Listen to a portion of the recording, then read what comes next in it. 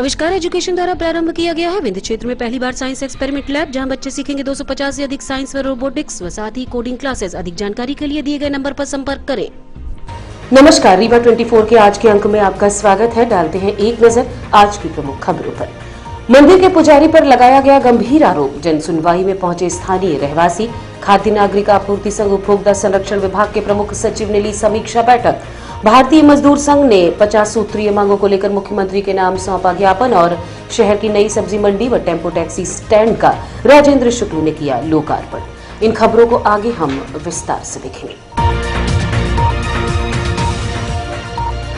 आस्था से जुड़ा एक अजीबोगरीब मामला प्रकाश में आया है, जिसमें स्थानीय लोगों ने मंदिर के पुजारी पर पूजा में विघ्न डालने की शिकायत जन सुनवाई के माध्यम से की है। रीवा के अमहिया थाना क्षेत्र अंतर्गत एक प्राचीन मंदिर है, जहां माता रानी, राम जी व हनुमान जी की प्रतिमा विराजमान है। इस मंदिर को रामदास मंदिर के नाम से जाना जाता है। स्थानीय रहवासियों द्वारा पिछले कई वर्षों से मंदिर में पूजा अर्चना की जाती रही है, लेकिन पिछले कुछ माह से वहां के पुजारी द्वारा भक्तों को मंदिर में आने से रोक लगाने हेतु मानसिक रूप से प्रताड़ित किया जा रहा है, ताकि मंदिर परिसर में लोगों का आना जाना बंद हो जाए और पुजारी अपने परिवारजनों के साथ स्वतंत्रता से रह सके। स्थानीय लोगों की माने तो मंदिर दर्शन करने जाने वालों को यहाँ का पानी उपयोग करने पर भी मंदिर पुजारी द्वारा रोक लगा दी गई है, जबकि उक्त मंदिर के रंगरोगन, बिजली, पानी आदि की व्यवस्था स्थानीय रहवासी कैलाश चंद्र पांडे द्वारा करवाई गई है। और आज की तारीख में वो उनके परिवार के अन्य सदस्य या कोई स्थानीय रहवासी मंदिर में पूजा अर्चना करने जाता है तो उनकी पूजा करने के दौरान विघ्न डालते हुए जोर जोर से हंसने लगते हैं। मंदिर में ताला बंद कर दिया जाता है, खोलने को कहो तो गाली गलौज की जाती है। मोहल्ले की महिलाएं आंवला नवमी के दिन आंवले के पेड़ की पूजा करती थी, उसे और एक नीम के वृक्ष को पुजारी ने कटवा दिया। पानी का उपयोग श्रद्धालु न कर सकें, इसके लिए पानी में करंट दौड़ाया जाता है, साथ ही अंदर लगी स्विच से पानी की सप्लाई रोक दी जाती है। विगत 3 वर्षों से मंदिर में भंडारा नहीं होता, जबकि प्रतिवर्ष स्थानीय लोगों के सहयोग से नवरात्रि में भंडारा कार्यक्रम आयोजित किया जाता रहा है, लेकिन पुजारी व उनके परिवारजनों के विघ्न डालने से कई लोग मंदिर परिसर में आना ही छोड़ दिए। हिंदू आस्था को ठेस पहुंचाते हुए पुजारी की शिकायत लेकर आज स्थानीय रहवासी जन सुनवाई में शिकायत लेकर पहुंचे, जिसमें त्वरित कार्यवाही करने का आश्वासन दिया गया है। इस संबंध में स्थानीय रहवासी एवं नायब तहसीलदार यतीश शुक्ल से बात की गई। सुंदरकांड करते हैं तो सुंदरकांड नहीं करने देते हैं, वही गाली गलौज देख देख के हंसेंगे कि सुंदरकांड करने आई हैं। और नवरात्रि में भंडारा जो करवाते हैं हम लोग, तो भंडारा नहीं करने देते हैं, इधर उधर कचरा फैला देंगे और फिर शुरू हो जाएंगे हंसना। यही उनका चलता रहता है। अब मेरा नाम विजया वर्मा। देखिए, हम लोग वहाँ पूजा करने जाते हैं तो पूजा नहीं करने देते हैं। जैसे दीपक है, पानी तो मैं अपने घर से ले जा रही हूँ, पानी नहीं दे रहे हैं। मेरे पापा, बड़े पापा ने वहाँ बोर भी करवाया है, तो बोर का कनेक्शन अपने कमरूम में कर लिए हैं। चलो ठीक है, हो गया, नहीं दे रहे हैं तो मैं अपने घर से ले जा रही हूँ। मेरी आस्था है भगवान के मंदिर धोने की, पूजा करने की, वो भी हटा दिए। तो क्या कर देते हैं, माता जी का भी गेट बंद कर देंगे, राम जी के पास। आप माता के पास कैसे जा पाएंगे पूजा करने के लिए? अगर बोल दे रहे हैं तो गाली देते हैं। ये सब चीज़ें, झगड़े रोज़ होते हैं वहाँ मंदिर में। और महिलाओं को देख के खूब हंसते हैं, खूब हंसी उड़ाएंगे, खूब तेज हंसेंगे। आज एक भाई साहब थे, आप पूजा कर रहे थे तो उन्होंने देखा और खूब तेज से हंसना चालू कर दिया। आप पूजा कहाँ से कर पाए? अब तुम हंसी सुने या कि भगवान का मंत्र बोलें? पूजा करने में बहुत डिस्टर्ब हो जाते हैं हम लोग। क्या नाम? जैसे नवरात्रि में भंडारा करती हैं, वंदना पांडे। नवरात्रि में भंडारा। रामदास मंदिर का नाम है, उसमें नीम का पेड़, आंवला का पेड़ कटाया गया है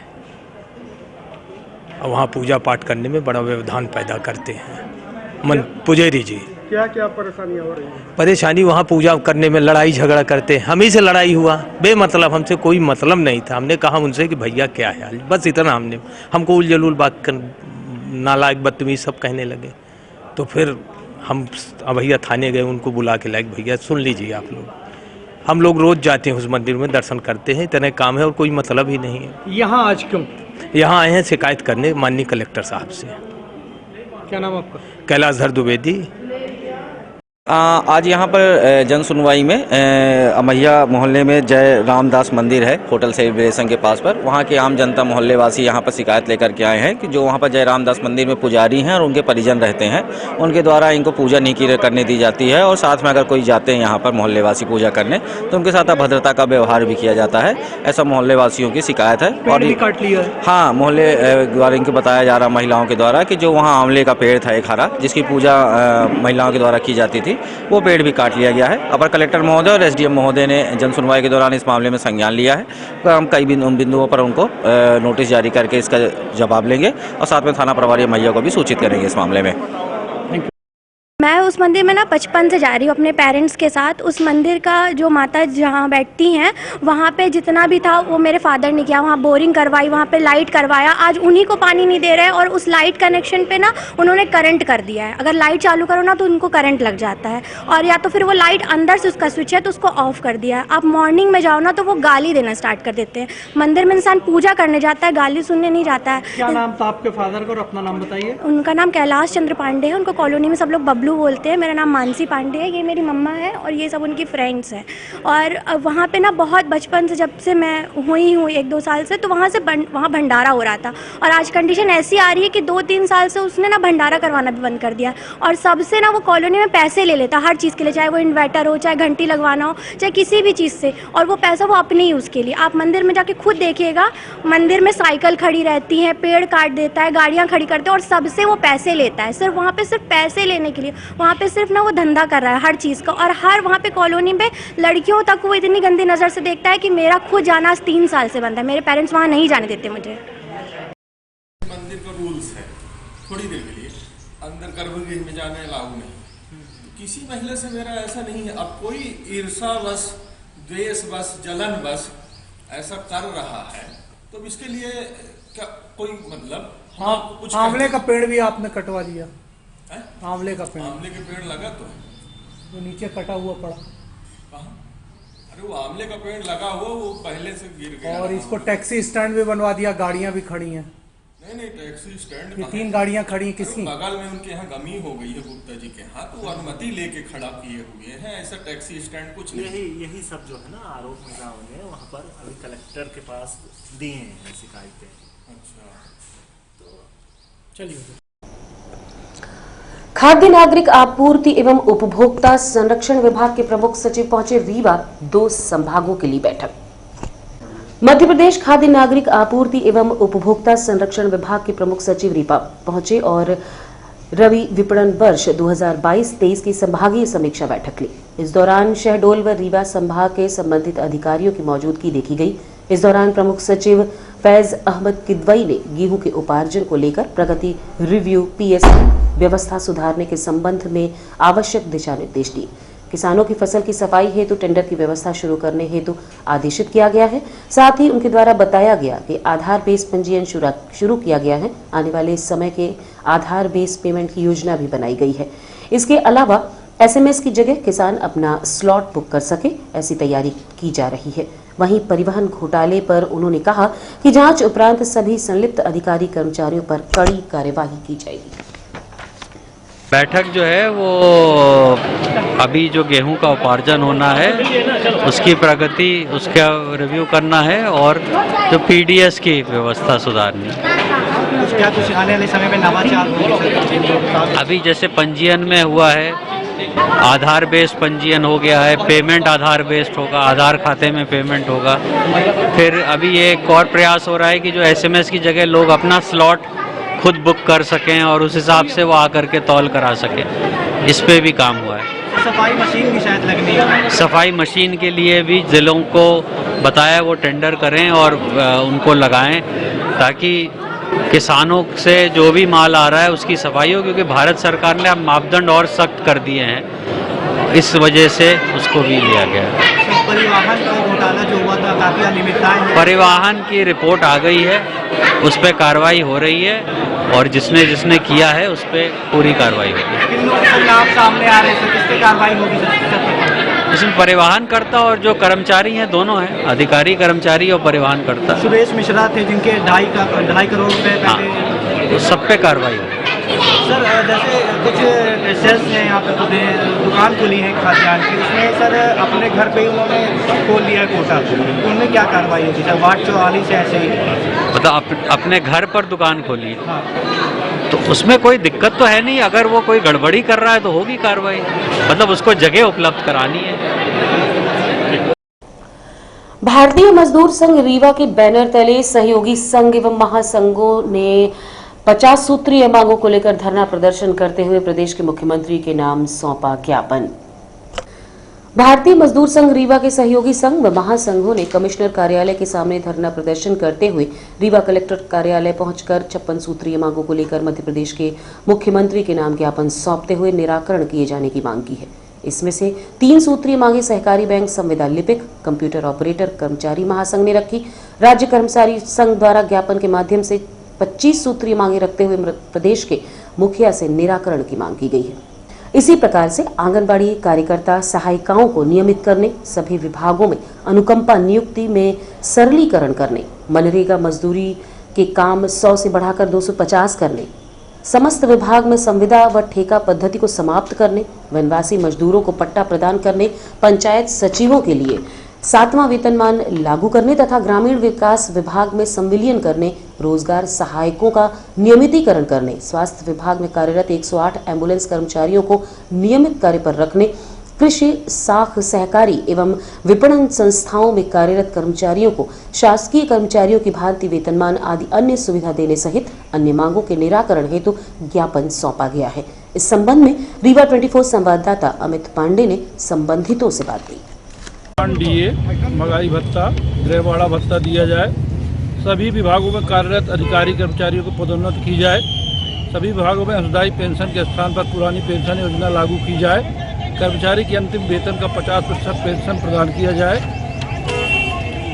स्कूल शिक्षा विभाग अध्यापक सबवर्ग के क्रमोन्नति आदेश जारी किए जाएं, शिक्षा विभाग में जारी कंपनी के सरलीकरण, समान आदिम जाति कल्याण विभाग एवं सहायक शिक्षक, प्रयोगशाला सहायक शिक्षक पर नियुक्त के आदेश प्रसारित किए जाए, अनुकंपा नियुक्त में सरलीकरण कर लंबित आवेदकों की नियुक्त की जाए, कर्मचारी स्वास्थ्य बीमा का लाभ अतिशीघ्र जारी किया जाए, सामान्य प्रशासन विभाग के निर्देशानुसार विभिन्न विभागों में कार्यरत स्थायी कर्मचारियों को विभाग के रिक्त तृतीय चतुर्थ श्रेणी के पदों पर नियमित किया जाए, लिपिक संवर्ग की वेतन विसंगत दूर की जाए, आदिम जाति कल्याण स्कूल शिक्षा विभाग में शासन आदेशानुसार 300 दिवस का अर्जित अवकाश दिया जाए, कार्यभारित कर्मचारियों को भी अन्य कर्मचारी उपचार, चिकित्सा एवं अर्जित अवकाश की सुविधा प्रदान की जाए, ग्रामीण कृषि विस्तार अधिकारियों को एवं उद्यान की विभाग के उद्यान अधिकारियों को सर्वेयर के समान वेतनमान दिया जाए, स्वास्थ्य विभाग में कार्यरत जसर, महिला स्वास्थ्य कार्यकर्ता, पुरुष स्वास्थ्य कार्यकर्ता एवं अन्य की वेतन विसंगत दूर की जाए, पंचायत सचिवों का पंचायत एवं ग्रामीण विकास में संविलियन किया जाए,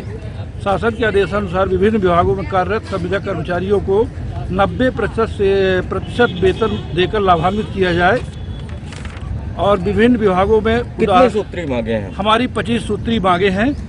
इन 25 सूत्री मांगों को लेकर आज हम लोगों ने ज्ञापन दिया है। यदि मध्य प्रदेश शासन हमारी मांगों को नहीं मानता है, 7 मार्च को हम लोग भोपाल में विधानसभा का घेराव करेंगे प्रदेश स्तर पर। यदि इसके बाद भी नहीं मांग मानी जाती है तो हम लोग अनिश्चितकालीन हड़ताल पर जाएंगे। विकास कुमार शुक्ला, जिला मंत्री भारतीय मजदूर संघ जिला रीवा। आज क्या कार्यक्रम रखा गया है? ये पूरे मध्य प्रदेश में प्रदेश की तरफ से एक साथ 52 जिलों में धरना प्रदर्शन का आयोजन किया गया है। कई बार शासन प्रशासन को अपनी जानकारी, अपनी समस्याओं से अवगत कराया गया, मांग पत्र दिया गया, पर न सुनवाई होने के कारण आज मजबूरन शासन के खिलाफ धरना प्रदर्शन का आयोजन किया गया। क्या समस्याएं हैं? हमारी 56 सूत्री समस्याएं, कर्मचारियों की समस्याएं हैं, जो हमारे श्रमिक उद्योगों में लगे उनकी समस्याएं हैं, हर क्षेत्र की समस्याओं को लेकर अपन धरने पे बैठे। प्रमुख बिंदु क्या है? प्रमुख बिंदुओं में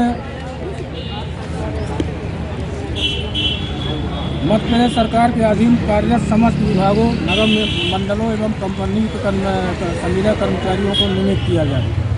समस्त विभागों में 5 जून 2018 की शासन की नीति के अनुसार संविदा कर्मियों को नियमित पद के समकक्ष 90% वेतन का लाभ प्रदान किया जाए। आंगनबाड़ी कार्यकर्ताओं, सहायिकाओं को शासकीय कर्मचारी घोषित किया जाए। मध्याह्न भोजन में संलग्न रसोइयों को न्यूनतम वेतन 10,000 पारिश्रमिक का प्रतिमाह भुगतान निश्चित। अगली कड़ी क्या होगी आपकी? आपकी मांगे पूरी नहीं होती तो अगली कड़ी में हम 7 मार्च को विधानसभा का घेराव। अमर रहे आज कर्मचारी साथ, अमर रहे भारतीय मजदूर साथ, अमर रहे भारतीय मजदूर साथ, अमर रहे। शहर की नई सब्जी मंडी व टेम्पो टैक्सी स्टैंड का पूर्व मंत्री व वर्तमान विधायक ने किया लोकार्पण। नगर पालिक निगम रीवा द्वारा जोन क्रमांक 2 अंतर्गत वार्ड क्रमांक 7 सिरमौर चौराहा के पास स्थित टेम्पो टैक्सी स्टैंड व सब्जी फल मंडी का सौंदर्यीकरण किया गया है। ये हॉकर्स जोन की तरह विकसित किया गया है, जिसका आज लोकार्पण कार्यक्रम पूर्व मंत्री व वर्तमान विधायक राजेंद्र शुक्ल के द्वारा किया गया। इस कार्यक्रम के दौरान रीवा कलेक्टर मनोज पुष्प, निगम आयुक्त मृणाल मीणा सहित अन्य लोगों की उपस्थिति देखी गई। लोग कहने लगे रीवा तो बदल गया है। अब पहले रीवा में 15 साल पहले ना तो बाईपास था, ना रिंग रोड थी, ना फ्लाईओवर था, ना ये 4 लेन की सड़क 2 लेन थी मात्र, तो भी काम चलता था हम लोगों का। एक तरफ बाढ़ सागर की नहरों का काम शुरू हुआ, दूसरी तरफ रीवा का बाईपास, फिर 4 लेन, फिर फ्लाईओवर, फिर रिंग रोड। तो जैसा पहले सड़क फुल चलती थी, आज भी सड़कों में उतना ही गाड़ियां चल रही है। ये चमत्कार क्यों हुआ है? क्योंकि बाढ़ सागर की नहरों से धरती से इतनी दौलत पैदा हुई कि किसानों के जेब में पैसा आने लगा और पैसा बाजार में खर्च होने लगा और ज्यादा गाड़ियां, ज्यादा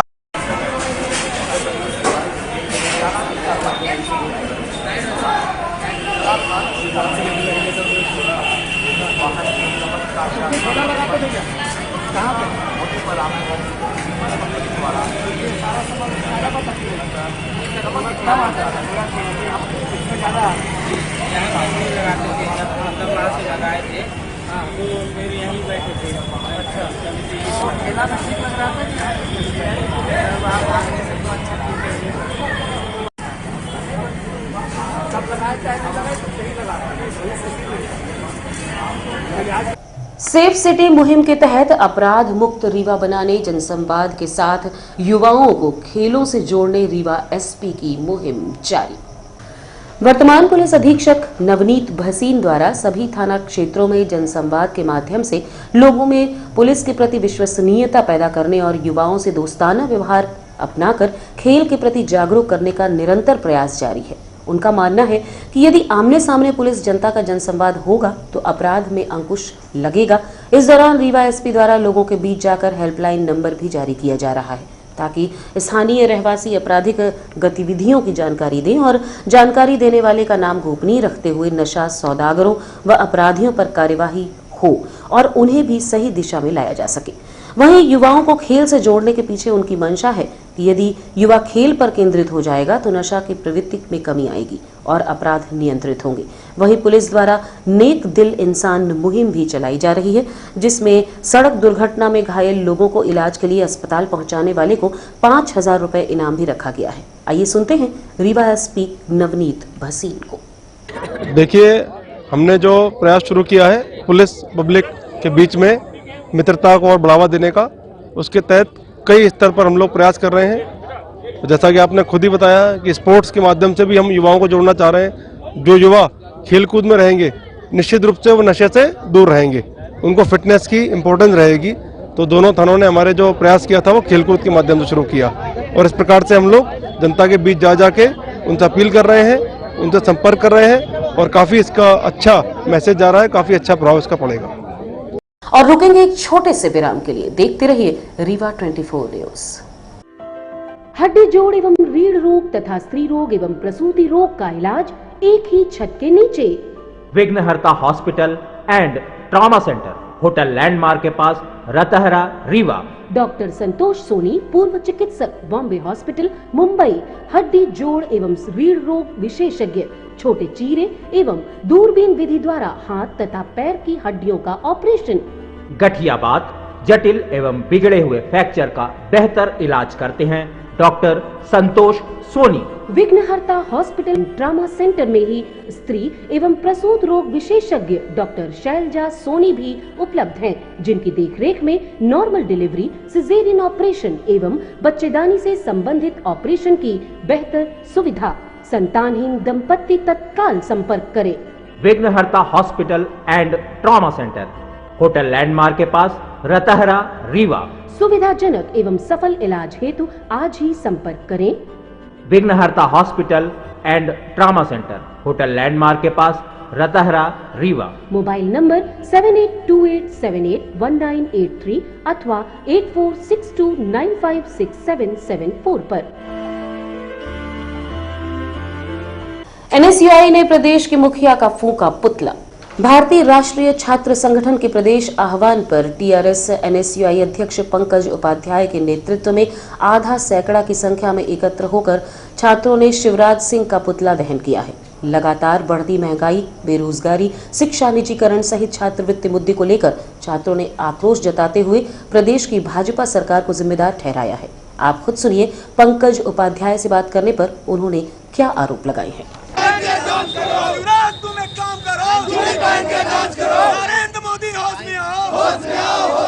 और लगातार महंगाई बढ़ रही है और लगातार देश में बेरोजगारी बढ़ रही है। हम छात्र युवा, हमारे माता पिता हमें पढ़ाते हैं कि हमारा छात्र बड़ा होकर कंपटीशन का एग्जाम देगा और आगे किसी पोस्ट पे जाएगा। यहाँ क्या होता है, परीक्षाएं होती हैं, उसके बाद रिजल्ट नहीं आता। पहले छात्र 50 रुपये, 100 रुपये, 500 रुपये का फॉर्म डालते हैं कि परीक्षा होगी, कंपटीशन का पेपर देंगे। कंपटीशन का पेपर हो जाता है तो रिजल्ट नहीं आता। अगर रिजल्ट आ जाता है तो ज्वाइनिंग नहीं होती, उसके कारण ओवरएज हो जाते हैं और लगातार इसके कारण बेरोजगारी बढ़ रही, छात्र बेरोजगार हो रहे हैं। कोई दर कहीं इस दुकान में कहीं उस दुकान में भटक रहा है छात्र। इसके जिम्मेदार कौन होगा?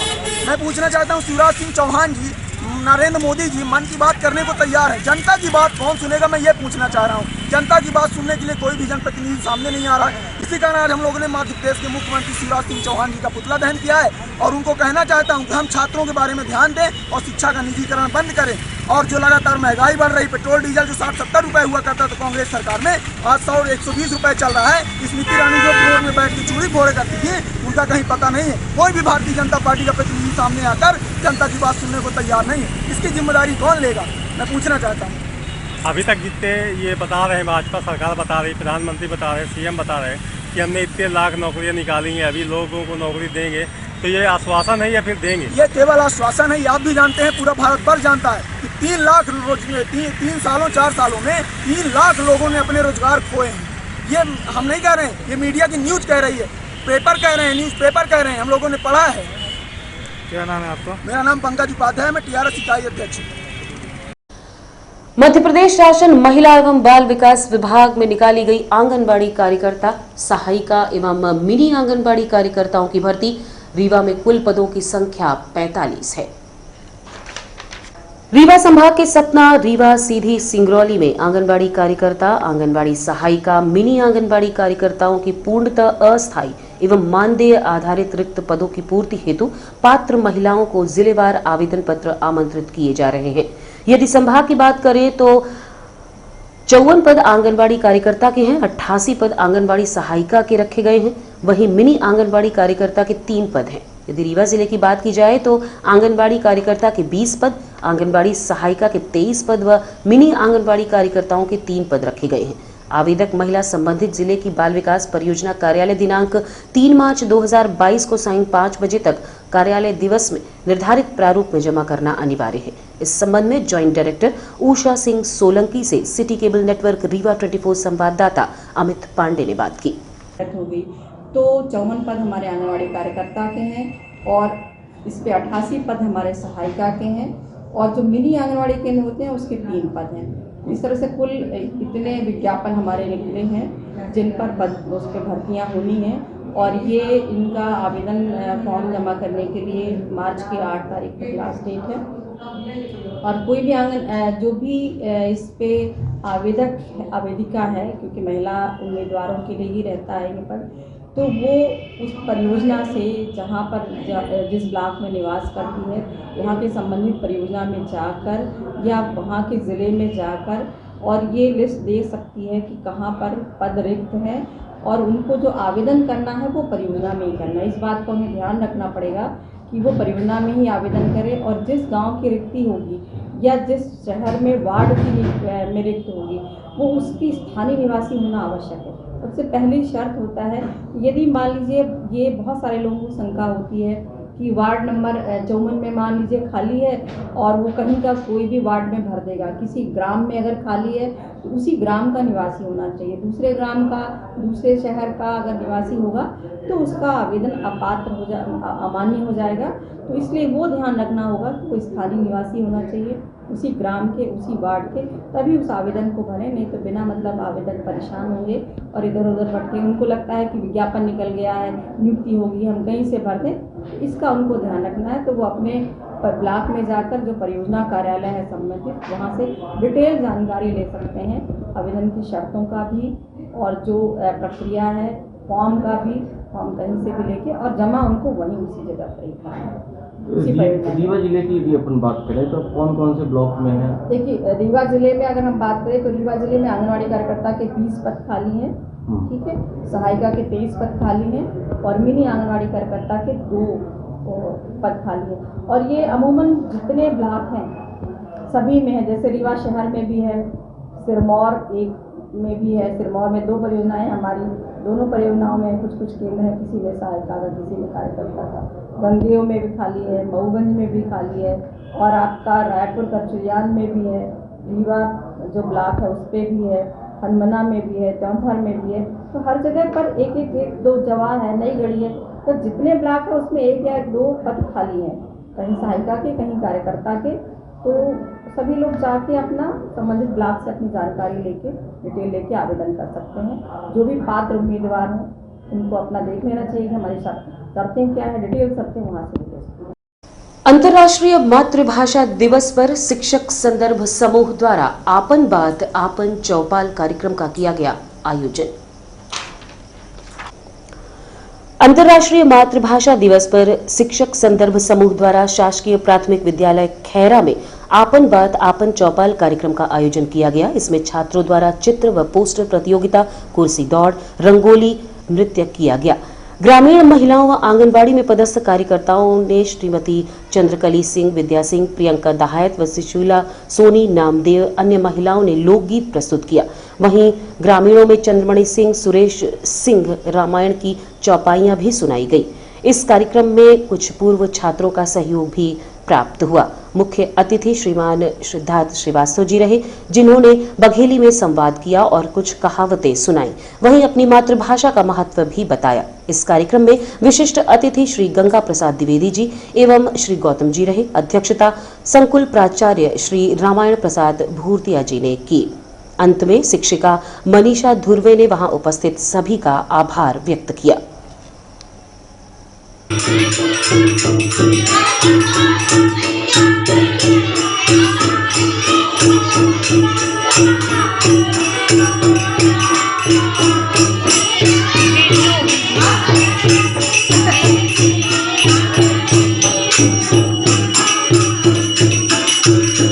अब चलने से पहले डालते हैं एक नजर आज की प्रमुख खबरों पर। मंदिर के पुजारी पर लगाया गया गंभीर आरोप, जन सुनवाई में पहुंचे स्थानीय रहवासी। खाद्य नागरिक आपूर्ति एवं उपभोक्ता संरक्षण विभाग के प्रमुख सचिव ने ली समीक्षा बैठक। भारतीय मजदूर संघ ने 50 सूत्रीय मांगों को लेकर मुख्यमंत्री के नाम सौंपा ज्ञापन। और शहर की नई सब्जी मंडी व टेम्पो टैक्सी स्टैंड का राजेंद्र शुक्ल ने किया लोकार्पण। आज की खबरों में बस इतना ही। नई खबरों के साथ कल होंगे पुनः उपस्थित। अब दीजिए इजाजत, नमस्कार।